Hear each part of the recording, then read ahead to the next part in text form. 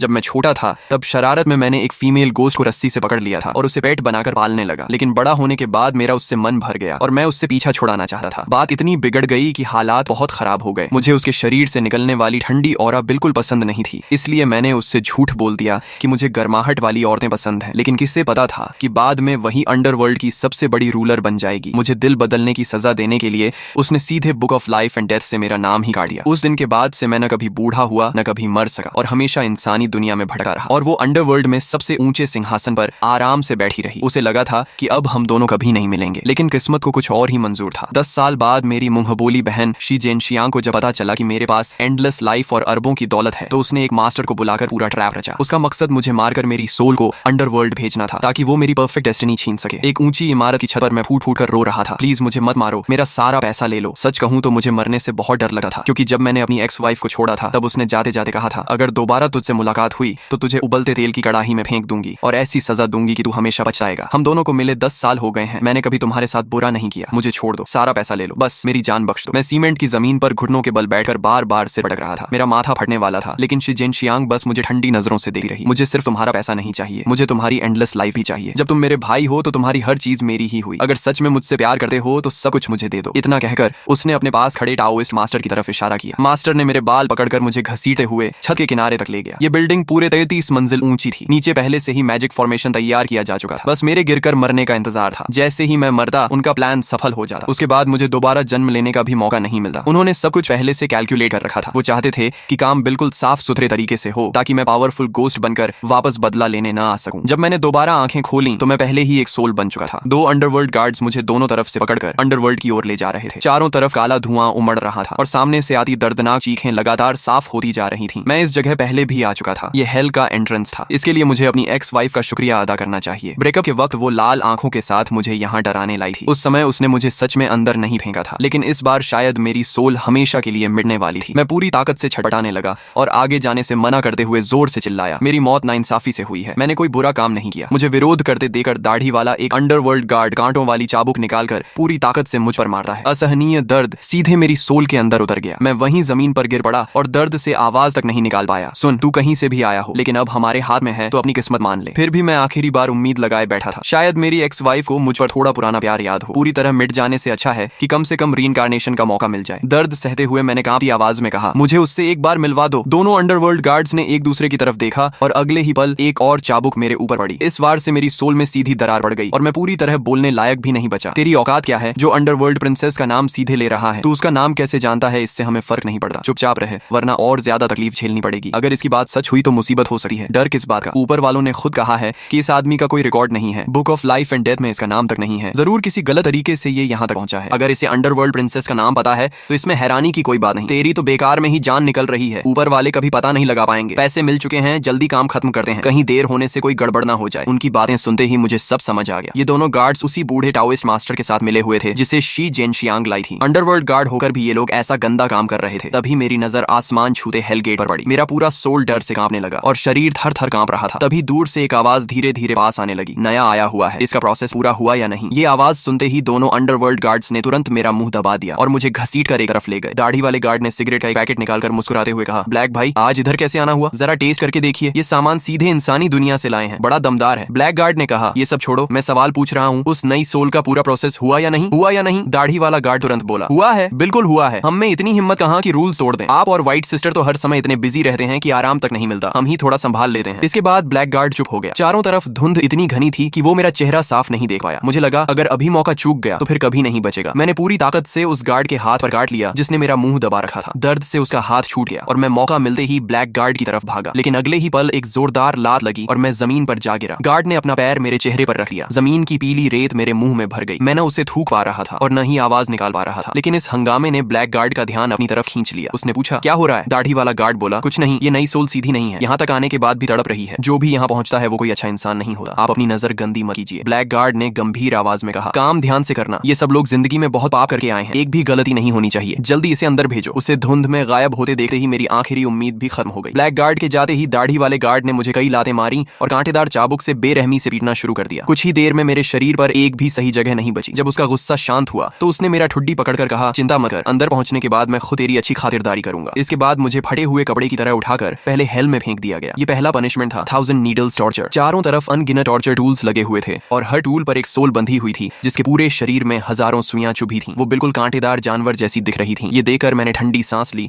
और अपनी बची हुई आखिरी ताकत जुटाकर टूटी हुई आवाज में कहा, मैं सच में लियू रुयान को जानता हूँ। अगर तुम लोगों ने मेरे साथ ऐसा किया और उसे पता चल गया तो वो तुम्हें कभी नहीं छोड़ेगी। लेकिन सच तो ये था कि लियू रुयान को मेरी जिंदगी या मौत से कोई फर्क नहीं पड़ता था। शायद वो सच में मुझे दोबारा कभी नहीं देखना चाहती थी। तभी तो उसने मुझे एंडलेस लाइफ देकर इंसानी दुनिया में अकेले भटकने की सजा दी थी ताकि मैं कभी मरकर उसके पास भी न पहुंच सकूं। जैसे ही मैं इस हेल में आया, दोनों गार्ड्स को यकीन हो गया कि अब मैं कुछ नहीं कर सका। दाढ़ी वाले गार्ड ने मेरे गाल थपथपाए और हंसते हुए कहा, तेरी कल्पना बहुत बड़ी है। लगता है इंसानी दुनिया के ड्रामा बहुत देख लिए हैं। अंडरवर्ल्ड प्रिंसेस के बारे में सोचने की भी तेरी औकात नहीं है। इतना कहकर वो पनिशमेंट नीडल ले आया। हर सुई मेरे पूरे हाथ जितनी लंबी थी। उसने कहा, जरा हिम्मत रखना, आगे अभी 17 हेल और बाकी हैं। धीरे धीरे सबका मजा मिलेगा। यहाँ आने के बाद सबसे बड़ा बहादुर भी घुटने टेक देता है। इतना कहकर उसने एक सुई सीधे मेरी जांघ में घुसा दी। सुई आधी अंदर जाते ही ऐसा लगा जैसे मेरी सोल फट रही हो। उस दर्द से मेरा पूरा शरीर बेकाबू होकर कांपने लगा। तभी अचानक एक आदमी तेजी से भागा हुआ आया। मेरी जांघ में घुसी सुई तुरंत बाहर खींच ली गई। मैंने राहत की सांस ली और पूरी कोशिश करके आंखें खोली। सामने इस हेल का मैनेजर खड़ा था। मुझे याद आया उसका नाम बी युनदाओ था। जब लियू रुयान मुझे डराने यहाँ लाई थी तब यही आदमी उसके साथ खड़ा था। मेरे अंदर एक बार फिर उम्मीद जाग गई। पूरे रास्ते की टॉर्चर ने मुझे लगभग खत्म कर दिया था। मेरी आवाज इतनी बैठ चुकी थी कि ठीक से निकल भी नहीं रही थी। लेकिन मुझे यकीन था कि बी युनदाओ ने मेरी बात सुन ली, क्योंकि वो लगातार मुझे ध्यान से देख रहा था, जैसे मुझे पहचानने की कोशिश कर रहा हो। और फिर उसकी आंखों में अचानक डर साफ दिखाई दिया। उसने मुझे पहचान लिया था, लेकिन मेरे राहत की सांस लेने से पहले ही उसने तुरंत अपनी नजर हटा ली और ऐसे व्यवहार करने लगा जैसे कुछ हुआ ही ना हो। उसने कहा, ऊपर से मैसेज आया है। वो लोग अपनी आंखों से इसे पूरी तरह मिटते हुए देखना चाहते हैं। वो लोग बस पहुंचने वाले हैं, तब तक इंतजार करो। मैं वहीं स्तब्ध रह गया। बी युनताओ भी शिजेन शियांग और उस टाओइस्ट मास्टर के साथ मिला हुआ था। अभी जो उम्मीद जगी थी वो भी पल भर में बुझ गई। मैं कड़वी हंसी हंसते हुए मन ही मन बोला, लियू रुयान, क्या यही है तुम्हारा अंडरवर्ल्ड? तुम्हारे अपने लोग ही सबकी आंखों में धूल झोंकर मनमानी कर रहे हैं। लेकिन मुझे सबसे ज्यादा हैरानी इस बात की हुई कि शिजेन शियांग खुद यहाँ आने की हिम्मत कर गई। समझ नहीं आया उसे बहादुर कहूँ या डरपोक। बहादुर इसलिए कि वो इस मौत की दुनिया तक चली आई, और डरपोक इसलिए कि उसे डर था कहीं मैं वापस लौटकर बदला न ले लूं। वो मेरी बढ़ी हुई उम्र और मेरी दौलत चैन से इस्तेमाल करना चाहती थी, इसलिए अपनी आंखों से मेरा अंत देखना चाहती थी। कुछ ही देर बाद शिजेन शियांग और टाओइस्ट मास्टर दोनों पहुंच गए। पहली बार हेल में आने की वजह से वो थोड़ी डरी हुई थी और मास्टर के बिल्कुल पास चल रही थी। लेकिन जब उसने देखा कि मास्टर की यहाँ के गार्ड से अच्छी पहचान है तो उसका डर भी खत्म हो गया। आखिर सबसे ज्यादा पैसा उसी ने दिया था। उसने एक गार्ड के हाथ से पनिशमेंट नीडल ली और मुस्कुराते हुए मेरे सामने आकर बोली, लिन बेई, तेरा बहुत धन्यवाद। अगर तू नहीं होता तो मैं कभी अमीरों जैसी जिंदगी का मजा नहीं ले पाती। सच कहा जाता है पैसा भूतों से भी काम करवा देता है। पैसे की ताकत से मैं अंडरवर्ल्ड तक घूमने आ गई। तू बहुत जी चुका, अब तेरी बाकी बची जिंदगी में जीऊंगी, तू आराम से खत्म हो जा। मैंने उससे पूछा, क्या मैंने तेरे साथ कभी बुरा किया था? लेकिन पूछते ही लगा ये सवाल बेकार है। अगर उसमें जरा भी इंसानियत होती तो वो मेरे साथ ऐसा कभी नहीं करती। वो बोली, तुझे सच में लगा है कि तूने मेरे साथ अच्छा किया? मैं हमेशा तेरे पीछे पीछे चलती रही, तेरे पुराने कपड़े पहनती रही, हमेशा तेरी शैडो बनकर रही। क्या सच में तुझे लगता है कि तूने मेरे साथ अच्छा किया? मैंने कोई जवाब नहीं दिया, क्योंकि सच्चाई मेरे सामने थी। एहसान फरामोश इंसान कभी अपना नहीं होता। जब वो पहली बार मुझसे मिली थी तब कड़कड़ाती ठंड में सिर्फ एक पतले कपड़े में थी। वो गांव से आई थी, उसका परिवार बहुत गरीब था और उसे नौकरी भी नहीं मिल रही थी। मैंने ही उसे अपने घर में जगह दी। मुझे मेड की जरूरत भी नहीं थी, मैं अकेला रहने का आदी था। लेकिन उसकी हालत देखकर मैंने उसे काम दे दिया। मैंने हमेशा उसे अपनी छोटी बहन माना। उसने जो मांगा मैंने दिया। उसकी सैलरी भी बाकी जगहों से कहीं ज्यादा थी। धीरे धीरे उसने खुद को बहन समझना छोड़ दिया। उसकी मांगें बढ़ती चली गई। शायद मेरी ज्यादा नरमी ने ही उसे ये सोचने पर मजबूर कर दिया कि वो मेरे बराबर है, बल्कि मेरी जगह भी ले सकती है। मेरी सबसे बड़ी गलती यही थी कि मैंने उस पर भरोसा किया और अपना राज उसे बता दिया। मेरी खामोशी ने उसकी लालच को और बढ़ा दिया। वो जोर से बोली, अब क्यों चुप हो? क्योंकि तू खुद भी जानता है कि तूने मुझे कभी अपना परिवार नहीं माना। इतना कहकर उसने सुई सीधे मेरे दिल की तरफ घोंप दी। साफ दिख रहा था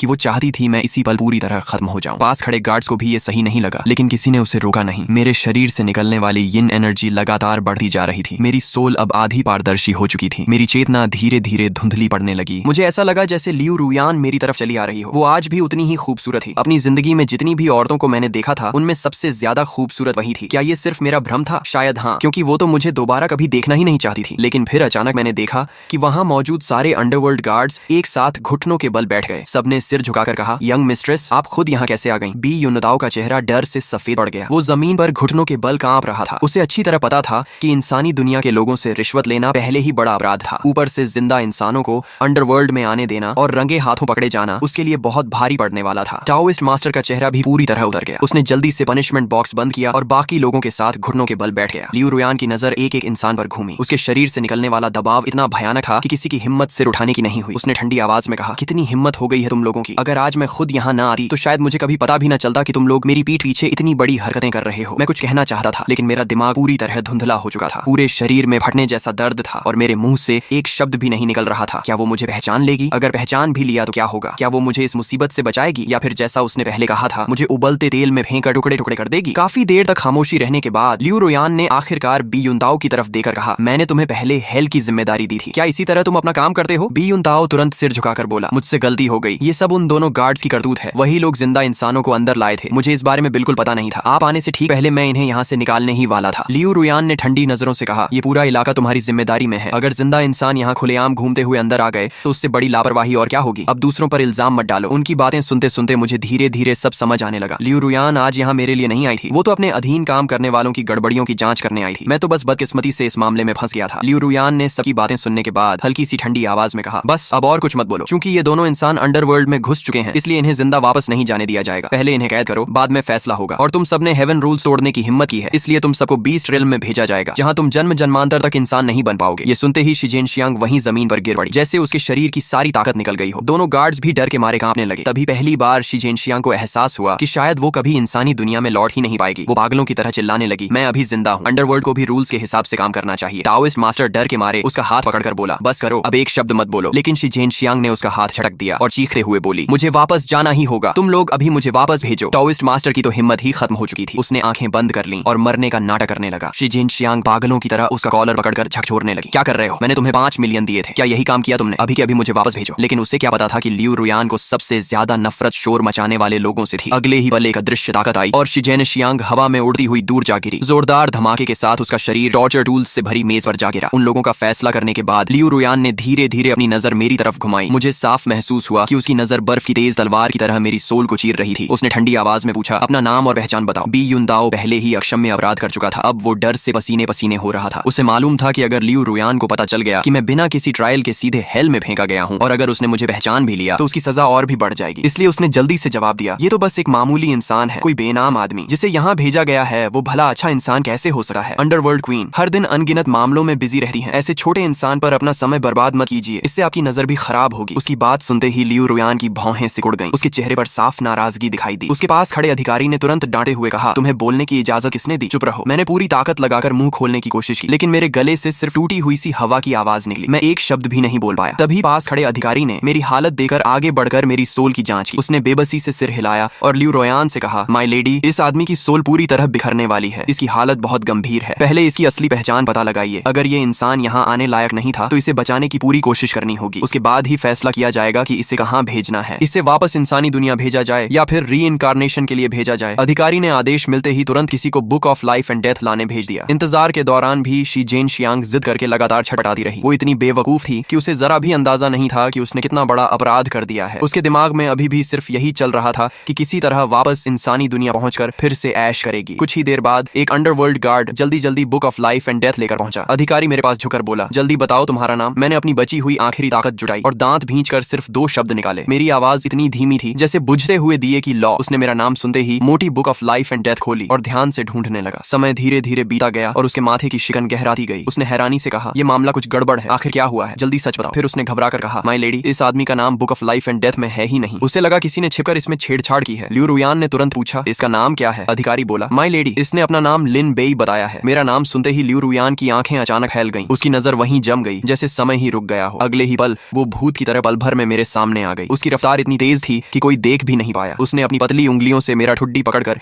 धीरे धीरे मेरा चेहरा ऊपर उठाया। उसके चेहरे पर बेहद जटिल भाव थे। उसकी आंखों में हल्की सी कंपन साफ दिखाई दे रही थी। उसने बहुत धीमी आवाज में कहा, जैसे मुझसे भी पूछ रही हो और खुद से भी, सच में तुम ही हो? दुनिया में इतनी बड़ी इत्तेफाक कैसे हो सकती है? मैंने अपनी आखिरी ताकत से हल्का सा सिर हिला दिया। उसकी उंगलियां अचानक कस गईं। ऐसा लगा जैसे मेरा जबड़ा टूट जाएगा। उसने धीमी लेकिन ठंडी आवाज में पूछा, तुम्हें आज भी वो बातें याद हैं जो हमने तब कही थी? मैं बोल ही नहीं पाया, बस होठों पर एक ऐसी मुस्कान आई जो रोने से भी ज्यादा दर्दनाक थी। शायद उसके कुछ करने से पहले ही मेरी सोल पूरी तरह बिखर जाती। तभी उसने घृणा से मेरा चेहरा छोड़ दिया जैसे किसी गंदी चीज को छू लिया हो। उसने कहा, तुम सच में निकम्मे हो। मैंने सोचा था कि मेरे बिना तुम अपनी जिंदगी ठीक से जी लोगे, लेकिन तुम तो इससे भी ज्यादा बेकार निकले। मैं मन ही मन कड़वी हंसी हंसा। वो आज भी अंडरवर्ल्ड की सबसे बड़ी क्वीन थी जिसके हाथ में सबकी जिंदगी और मौत थी, जबकि मैं एक ऐसी सोल बन चुका था जो किसी भी पल मिट सकती थी। लेकिन मेरी उम्मीद के उलट उसने मुझे यूं ही खत्म नहीं होने दिया। उसने आदेश दिया कि मुझे तुरंत ले जाकर गोस्ट डॉक्टर से इलाज कराया जाए। मैं उसके स्वभाव को अच्छी तरह जानता था। वो कभी अपना बदला नहीं भूलती थी। उसने जरूर सोचा होगा कि मुझे बचाकर धीरे धीरे तड़पाएगी। आखिर मैंने ही तो कभी उसे छोड़ दिया था। वो इतनी बड़ी बेइज्जती कैसे भूल सकती थी? गोस्ट डॉक्टर के इलाज के दौरान मुझे ऐसा लगा जैसे मैं दोबारा हेल की सजा झेल रहा हूँ। दर्द इतना भयानक था कि कभी मैं बेहोश हो जाता, कभी आधी चेतना में लौट आता। ऐसा लगता था जैसे सपना और हकीकत मुझे दोनों तरफ से खींच रहे हों। उसी हालत में मैंने एक सपना देखा। सपने में लियू रुयान के साथ बिताए हुए सारे पल एक एक करके सामने आने लगे। उस समय वो इंसानी रूप लेकर धरती पर रहती थी। वहीं उसकी मुलाकात मुश्किलों में फंसे मुझसे हुई थी। उस दौर में दुनिया बहुत कठिन थी, अजीब अजीब बीमारियां फैली हुई थी, लेकिन मैं खुशकिस्मत था कि उसने मेरा साथ दिया। उसने मेरे साथ अनगिनत मुश्किल दिन बिताए और मुझे बड़ा होते देखा। वो मेरी पहली मोहब्बत थी और मेरी जिंदगी की सबसे खूबसूरत याद भी। मेरी मौत के बाद जब मैं अंडरवर्ल्ड पहुंचा तब मुझे उसकी असली पहचान का पता चला। वो अंडरवर्ल्ड क्वीन थी। उसे पूरा यकीन था कि मैं खुशी खुशी उसके साथ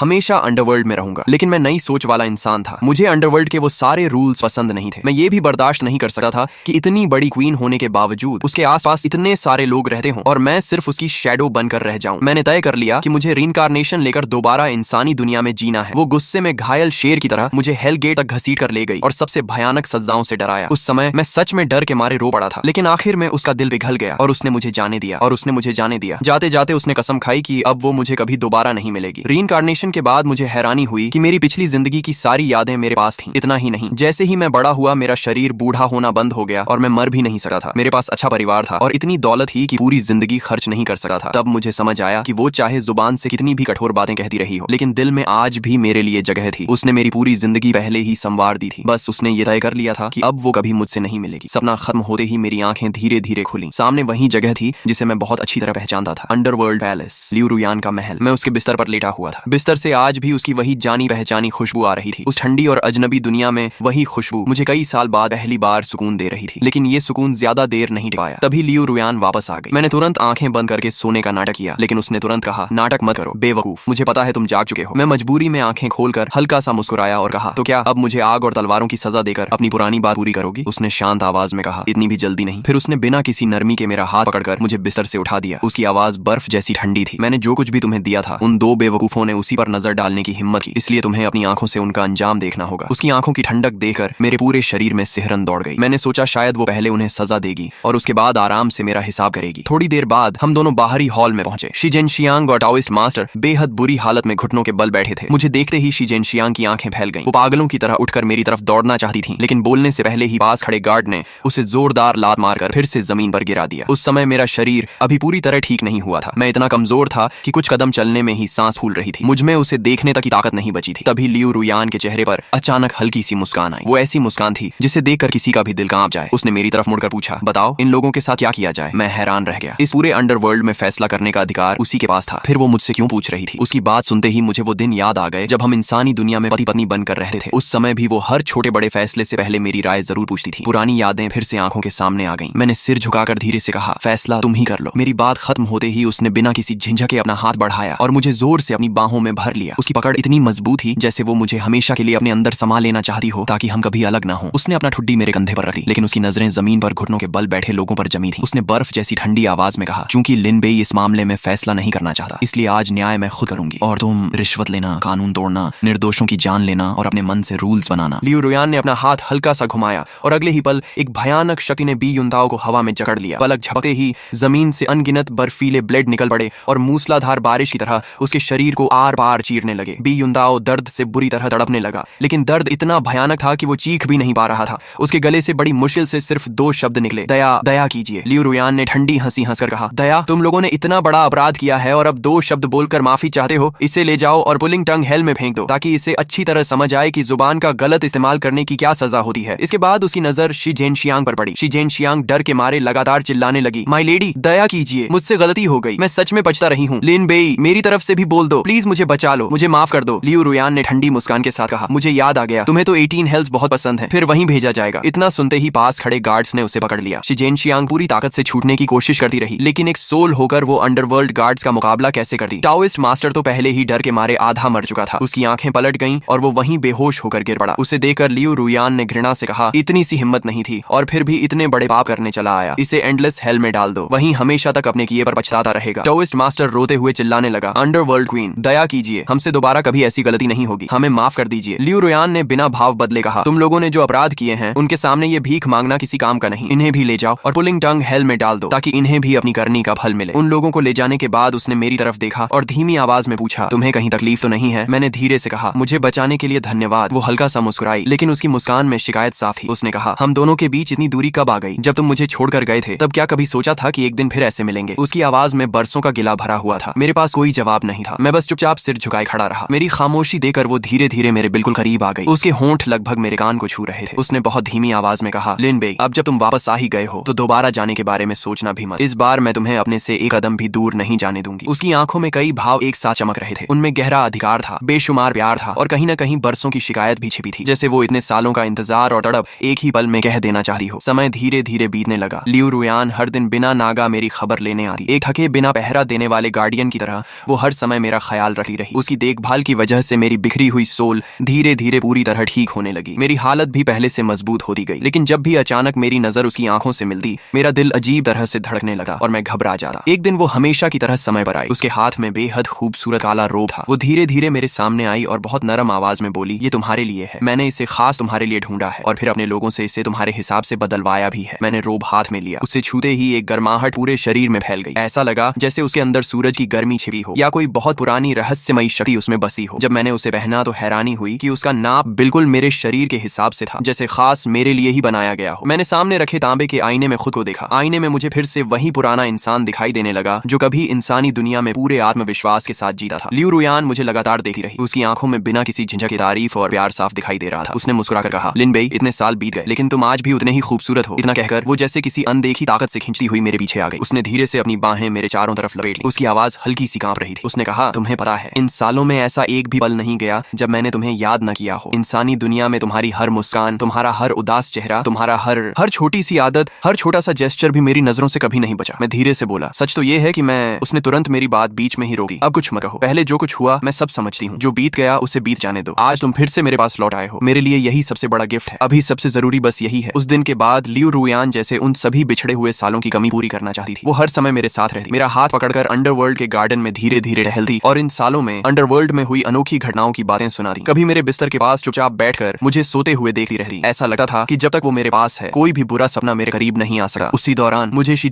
शियांग के बारे में भी पता चला। उसे 18 हेल्स में बार बार सजा दी जा रही थी। सिर्फ तीसरी बार की टॉर्चर के बाद ही उसका दिमाग पूरी तरह टूट गया और वो पागल हो गई। ये सुनकर मैंने लंबी सांस ली। शायद यही इंसान के कर्मों का फल होता है। मैं अभी कुछ कह ही रहा था कि अचानक बिना किसी वार्निंग के पूरा अंडरवर्ल्ड जोर जोर से कांपने लगा। अगले ही पल एक अंडरवर्ल्ड गार्ड घबराया हुआ अंदर भागा आया और कांपती आवाज में बोला, अंडरवर्ल्ड क्वीन, बहुत बड़ी मुसीबत आ गई है। हेल की सबसे गहराई में एक भयानक शक्ति जाग चुकी है। वो प्राचीन सील तोड़कर बाहर निकलना चाहती है। लियू रुयान तुरंत बोली, मैं अभी जाकर देती हूँ। तुम यहीं रहना और कहीं मत जाना। लेकिन मैं उसे अकेले इतनी बड़ी मुसीबत में कैसे जाने देता। उसके मुड़ते ही मैं चुपचाप उसके पीछे चल पड़ा। जब हम हेल की सबसे गहराई में पहुंचे तो सामने एक विशाल काली दरार दिखाई दी। उस दरार से लगातार ऐसी भयानक ईविल एनर्जी निकल रही थी कि पूरे शरीर में सिहरन दौड़ गई। ऐसा लग रहा था जैसे वो किसी अंतहीन अबिस से जुड़ी हो। लियू रुयान ने तुरंत अपनी सबसे शक्तिशाली मैजिक इस्तेमाल करके उस दरार को बंद करने की कोशिश की, लेकिन दूसरी तरफ की शक्ति किसी बेकाबू बाढ़ की तरह थी। उसकी मैजिक उसके सामने बिल्कुल बेअसर साबित हो रही थी। ऐसा लग रहा था जैसे उसकी सारी ताकत इनके के बराबर भी नहीं है। दरार हर पल और बड़ी होती जा रही थी। ऐसा लग रहा था कि अगले ही पल पूरा अंडरवर्ल्ड तबाह हो जाएगा। पता नहीं उस समय मेरे अंदर कहां से हिम्मत आई। मैं बिना कुछ सोचे सीधे आगे दौड़ा